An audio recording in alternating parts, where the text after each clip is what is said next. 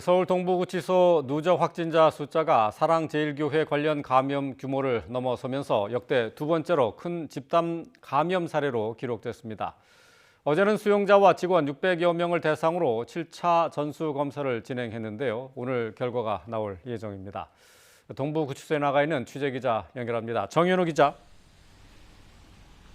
네, 서울 동부구치소 앞에 나와 있습니다. 네, 동부구치소의 관련 감염 규모가 지난해 사랑제일교회 관련 규모를 넘어섰지요.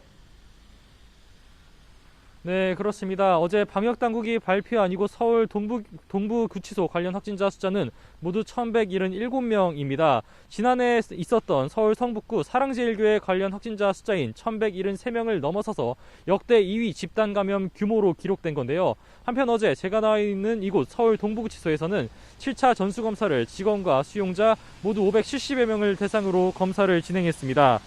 지금까지 있었던 전수검사 6차례 가운데 2차 전수검사를 제외하곤 모두 결과가 검사 다음날 나왔던 만큼 이르면 오늘 결과가 나올 가능성이 커 보입니다.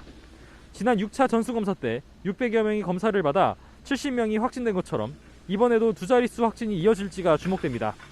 한편 이곳 동부구치소를 포함한 전국 교정시설에서의 확진자 숫자도 1,200명대에 들어섰는데요. 곳곳에서 확진이 이어지자 법무부는 어제까지 전국 교정시설 43곳을 전수검사했습니다. 수용자 3만 9천여 명과 직원 1만 2천여 명이 음성 판정을 받았다고 설명했습니다. 수도권에서도 집단 감염 사례가 계속 이어지고 있는데요. 관련 소식 정리해 주시죠.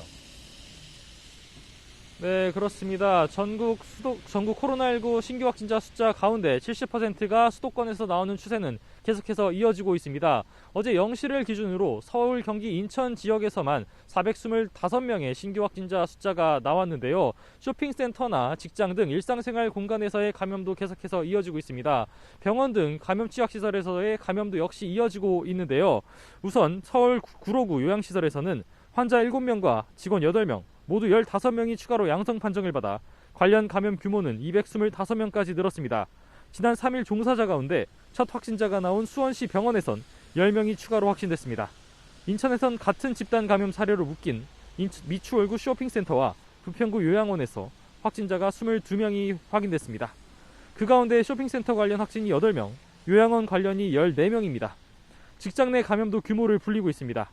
지난 5일 첫 확진자가 나온 경기 양주시 육류 가공업체에선 접촉자를 조사하는 가운데 17명이 추가로 양성 판정을 받아 감염 규모가 64명까지 늘었습니다. 용인시 제조업체에서도 9명이 추가로 확진돼 누적 환자는 10명이 됐습니다. 이렇듯 일상생활 감염이 이어지는 가운데 경로를 알 수 없는 확진 비율이 25%를 넘는 점이 우려스러운 대목으로 보입니다. 지금까지 서울 동부구치소 앞에서 YTN 정현우입니다.